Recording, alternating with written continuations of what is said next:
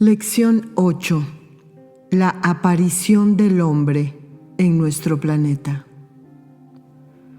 Hay un interrogante que, a pesar de todos sus esfuerzos, el hombre no ha podido aún dilucidar fehacientemente. ¿Cuándo y cómo apareció el primer hombre en la Tierra? Cuando el punto alcanzado por la evolución, en lo físico y en lo espiritual, en la Tierra, que ya poseía los tres reinos de la naturaleza, lo reclamó a la ley de evolución. Es decir, cuando en la Tierra la evolución llegó al punto que, dentro del plan evolutivo, establece el reclamo. Cuando llega el momento, va preparándose la forma que deberá recibir vida más evolucionada. Después de aparecer el reino vegetal, apareció el reino animal y luego el reino humano, que constituye el peldaño siguiente. Del humano actual se pasará a través del proceso de sutilización que deberá operarse en la forma, al hombre sutil, que deberá ser instrumento físico de seres de una mayor evolución en el futuro de nuestro mundo. La aparición de las formas comenzó en nuestro planeta por condensación y solidificación de elementos constitutivos del planeta que se hallaban en estado ígneo con el reino mineral, que es la forma esencial de las otras formas, vegetal, animal y humana. A pesar de que en el reino animal existen seres antropomorfos, la ciencia, que es la gran investigadora y tiene la palabra en esto, no ha encontrado elementos suficientes para poder afirmar categóricamente la continuidad entre el reino animal y el reino humano. Cuando debe operarse una transformación definitiva en las formas, como ocurre en ciertos momentos de la evolución en los mundos, algunos seres son preparados mediante vibraciones superiores que llegan al mundo como respuesta de la ley de evolución al reclamo de la necesidad evolutiva de la vida manifestada en ese mundo, que actúan sobre los órganos de la procreación para iniciar el proceso que culminará con la transformación que impone la ley de evolución. El comienzo de esa transformación se realiza en lo íntimo de las células creadoras de nuevos seres y es absolutamente invisible en lo externo, de modo que, cuando aparece el nuevo ser como el ser humano después del antropoide, no existe continuidad. Esas vibraciones son de dos calidades diferentes. La primera podría ser denominada vibración preparatoria, porque tiene por finalidad llevar al punto de perfeccionamiento necesario las formas de determinados seres pertenecientes a la especie en que habrá de efectuarse la transformación. Una vez logrado ese punto, comienza la acción de la vibración transformadora. En un principio, la vibración transformadora actúa simultáneamente sobre los órganos masculinos y femeninos de la procreación, de los seres preparados a los cuales está destinada, siendo absorbida por los genes de las células creadoras masculinas en los primeros y por los óvulos en los segundos. Los óvulos la asimilan, transformándola en una nueva vibración propia, que luego se transmite a los órganos femeninos de generación en generación, proporcionándoles afinidad vibratoria con los genes de las células procreadoras masculinas, cargados con la vibración transformadora o energía iniciadora del proceso de transformación. Debe aclararse que las células masculinas no asimilan esa energía, sino que la retienen y la transmiten a los seres masculinos que procrean, y estos la reciben en los genes de las células genéticas masculinas. Esa energía va progresivamente multiplicándose y acumulándose en los genes generación a generación, y su presión produce en ellos modificaciones vibratorias que proporcionan a los seres en cuya reacción intervienen una preparación progresiva que no significa cambio alguno comprobable en la forma, sino adaptación a la vibración transformadora. Así, cada generación hereda la adaptación a esa energía iniciadora del proceso de transformación en el punto de intensidad y acumulación en que le es transmitido. Al mismo tiempo, se adapta al proceso que realiza dicha energía en ella, transmitiendo a su vez la adaptación y la energía en el punto que alcanzó.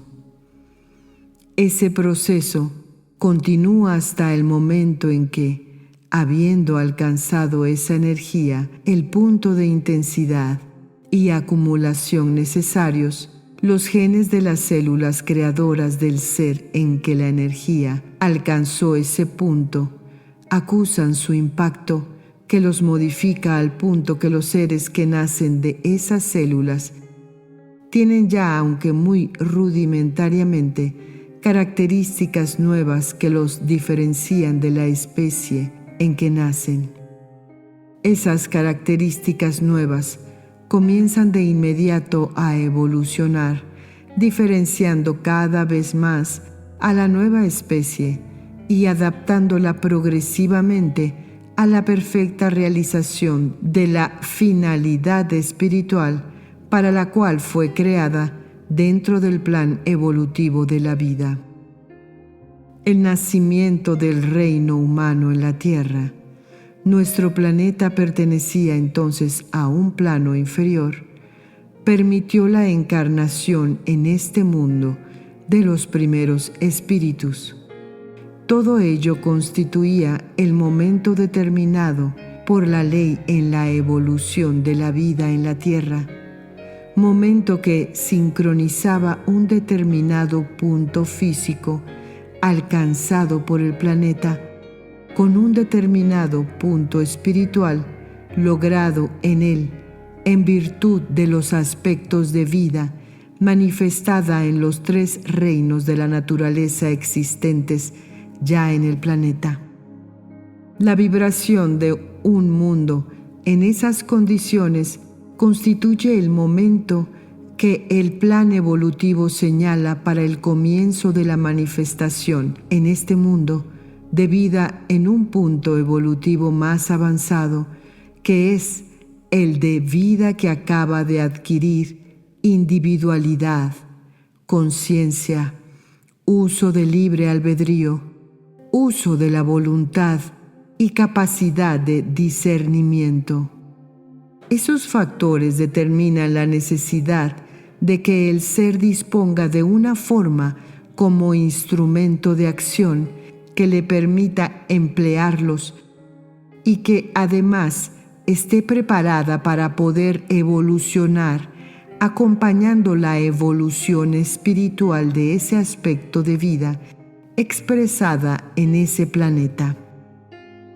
Las formas son creadas con una finalidad determinada dentro del plan evolutivo de la vida, y cuando llega el momento en que ese aspecto de vida que progresa evolucionando requiere otra forma superior y diferente, esa necesidad establece el reclamo a la ley, y la ley responde con la acción de las vibraciones que habrán de preparar y producir la nueva forma requerida por ese aspecto de vida para manifestarse en un punto evolutivo superior. Pregunta: ¿Qué proceso se operó para la aparición en la tierra de la forma vegetal y de la forma animal? Explicación. La forma vegetal inicial, unicelular, se formó mediante la coincidencia de determinados elementos minerales, o sea, un aspecto de vida no evolucionante al servicio de la vida evolucionante, cuya vibración de conjunto, por ser apta para recibir vida evolucionante, reclamó a la ley de evolución, y la ley respondió con la acción de la vibración que inició en ese conjunto el proceso de segmentación como forma de reproducción. Luego, la forma de reproducción evolucionó merced a esa vibración que quedó ya en la forma vegetal y actúa constantemente en ella, regida siempre por la ley de evolución.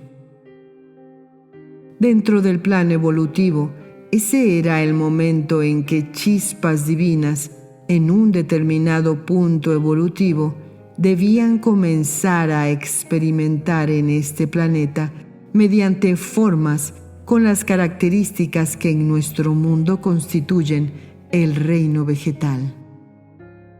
El comienzo de la forma animal, y pensemos en los protozoarios unicelulares, fue exactamente igual al de la forma vegetal, pero el conjunto de elementos minerales coincidentes recibió en su momento, es decir, el momento que determinaba dentro del plan evolutivo, la necesidad del reino animal en el planeta. Una vibración similar pero diferente que inició las formas destinadas a servir de instrumento de acción a soplos espirituales, es decir, formas animales.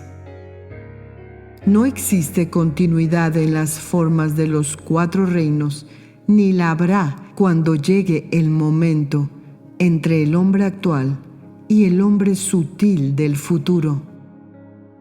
La aparición de la forma humana en la tierra no fue producto de una progresión ininterrumpida de pequeños pasos, sino de la eclosión producida por la energía transformadora, acumulada y en condiciones de actuar, que modificó en un sentido determinado la vibración de los genes de las células creadoras, que en algunos casos transmiten y en otros modifican los caracteres de la especie.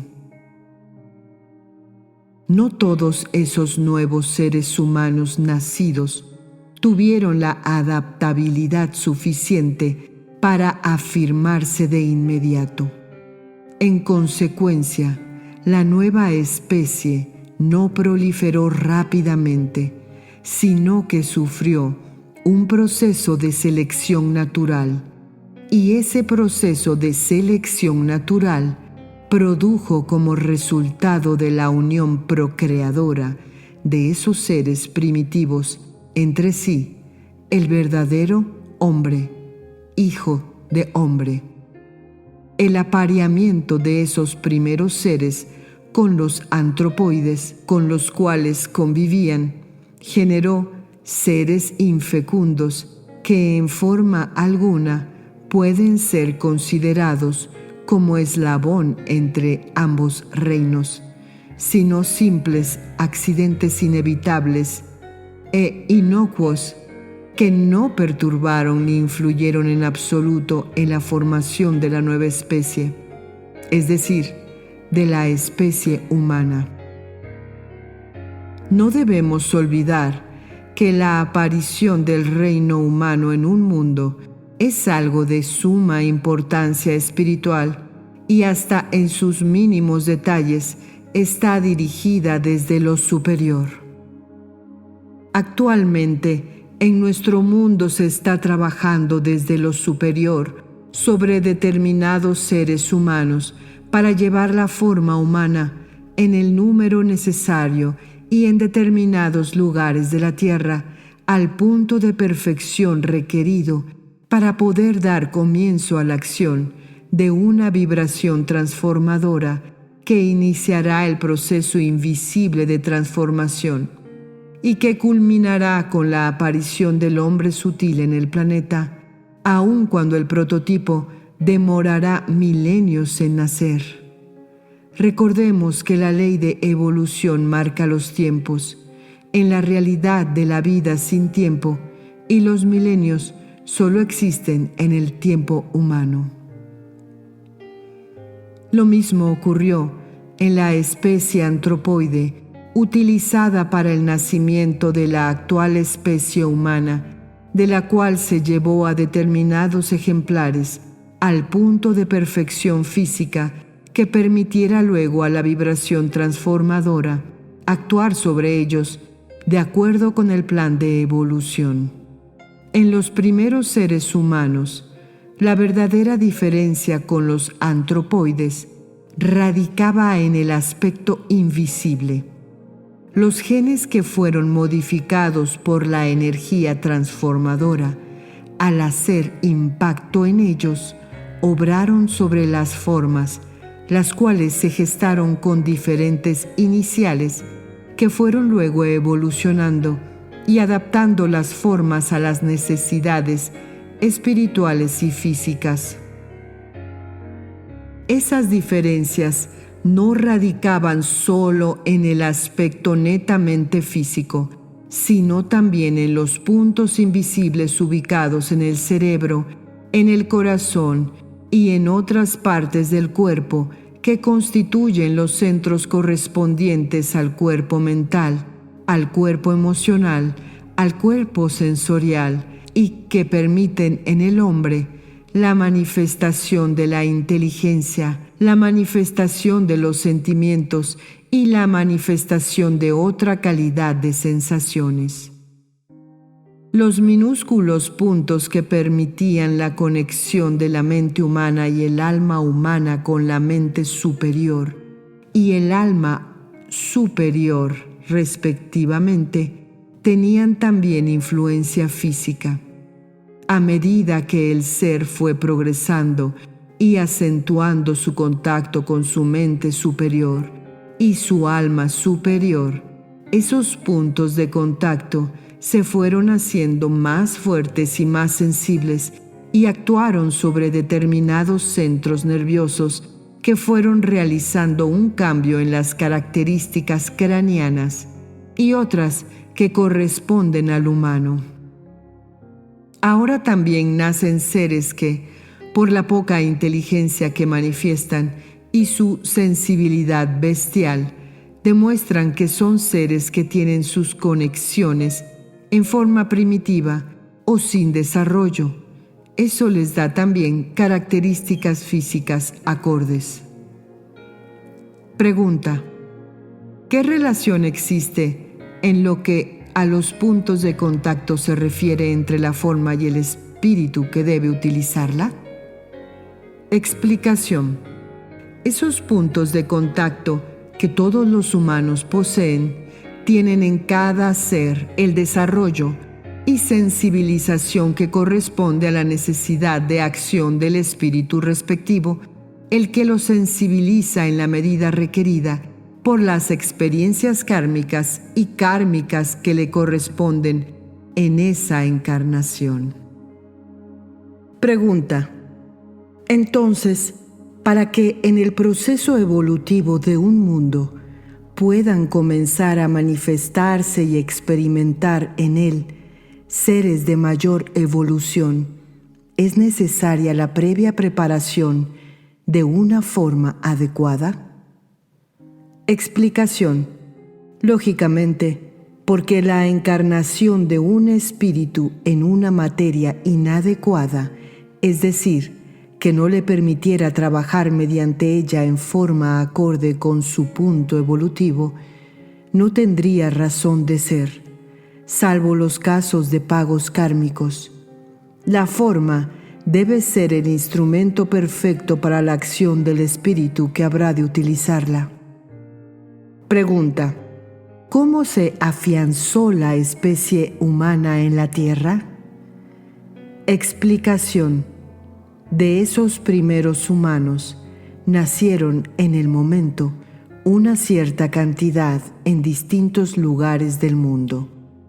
Esas primeras formas humanas debieron adaptarse a un ambiente hostil, y esa adaptación requirió tiempo durante el cual, como ya dijimos, se efectuó un proceso de selección natural, y después del mismo quedaron los ejemplares que habrían de continuar y cimentar la raza humana. Esos primeros hombres convivían con los animales. Ellos no tenían conciencia de su diferencia, pero por ley de afinidad, después se fueron separando paulatinamente. Uno de los mayores peligros para la afirmación definitiva de la nueva especie era el apareamiento con los antropoides, con los cuales convivían como iguales. Ese peligro estaba previsto en la perfección del plan evolutivo, y algunas conmociones geológicas aislaron a varios grupos de humanos en diferentes lugares. La llegada del hombre a la Tierra coincidió con el periodo glaciar, lo que obligó a buscar protección en la cueva o en la caverna, y como era una especie nueva, muchos sucumbieron, sin duda, por falta de defensas físicas, pero la necesidad de protegerse los obligó a buscar los medios, y así descubrió y utilizó el fuego. Pregunta: ¿el descubrimiento del fuego habrá sido sugerencia superior? Explicación: indudablemente, pero el nuevo ser estaba en condiciones de inteligencia para recibirla y aplicarla. En cambio, un animal no puede recibir ni llevar a la práctica una sugerencia semejante. La evolución de los mundos está perfectamente sincronizada con la evolución de la vida manifestada en ellos. En el momento en que debió aparecer la forma humana en la Tierra, grandes heleros cubrieron vastas regiones, y durante siglos y siglos algunas zonas permanecieron completamente aisladas, lo que permitió que los grupos de nuevos seres pudieran vivir solos y se afianzara la especie humana. Pregunta: ¿debemos considerar al humano como un producto de transformación progresiva del animal? Explicación: no. El núcleo de las células está constituido por los cromosomas, que vistos con microscopio parecen hilitos y son una acumulación de partículas entre cada una, de las cuales existe un intersticio en el cual está ubicado el gen. El gen es, en el núcleo de la célula, el elemento transmisor de las características de la célula. Cada célula posee sus características propias, según sea el tejido al cual pertenece. Por ejemplo, célula epitelial, célula muscular, célula ósea. Y esas características son transmitidas por sus genes. Todas las células del organismo tienen sus genes, pero los únicos genes que transmiten las características de la especie son los genes de los óvulos y los genes de los espermatozoides. Los genes de las otras células solo transmiten las características de la propia célula.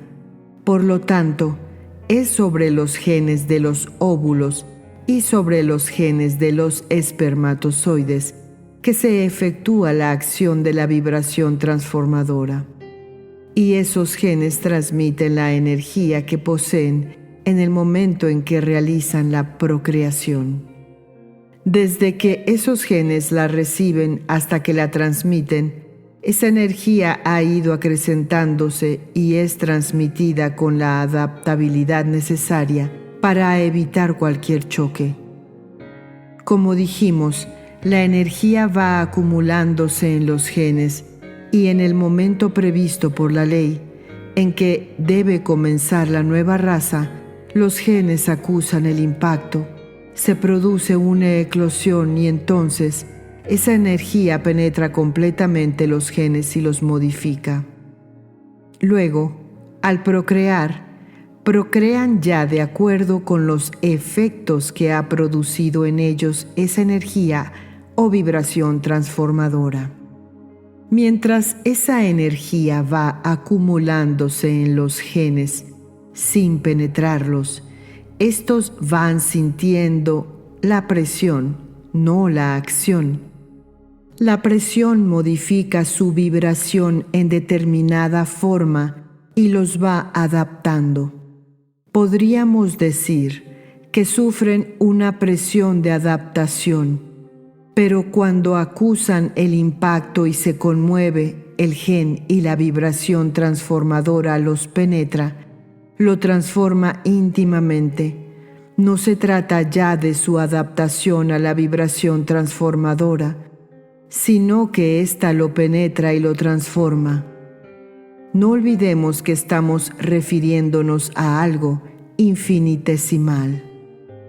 Esa vibración intensísima al penetrar en la vibración física del gen transforma su esencia vibratoria física y debido a ello cambian las posibilidades de la acción genética del gen en forma tal que desde ese momento generará seres con características diferentes que serán las características iniciales de la nueva especie. Por lo tanto, el humano no ha sido producto de transformación progresiva del animal, sino que el gen del animal, modificado por la vibración transformadora que lo penetró, generó un ser diferente que fue humano. Por más que avance el animal, nunca podrá ser humano, y por menos inteligente que sea un humano, nunca podrá ser animal, porque existe entre el hombre y el animal una diferencia esencial en su capacidad para pensar y para sentir, una diferencia de tal naturaleza que separa al reino humano del reino animal. Esta diferencia está en lo íntimo, porque la presión y la acción de la vibración transformadora, al producir impacto, penetrar los genes y modificarlos, creó en ellos un nuevo aspecto mediante el cual los genes generaron seres con capacidad para comenzar a pensar y también para comenzar a sentir en forma diferente, y no seres de apariencia externa diferente u órganos diferentes. Por eso, la verdadera diferencia entre el animal y el primer ser humano no fue externa, sino interna. La diferencia física era tan ínfima en un comienzo que no significó separación entre unos y otros. En todo, como vemos, se evidencia la sabiduría divina. Si los primeros humanos hubieran sido totalmente diferentes de los animales y, además, inteligentes, no habrían podido convivir con ellos, y de aislarse esos pocos, no habrían podido sobrevivir.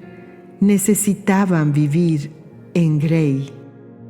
Como vemos, no podemos decir que existió el llamado eslabón perdido, es decir, una especie que en la cadena de evolución y progreso constituyó el punto intermedio entre el reino animal y el reino humano, porque todos los seres que nacieron de los antropoides, cuyos genes habían sido modificados por la acción de la vibración transformadora, fueron ya humanos.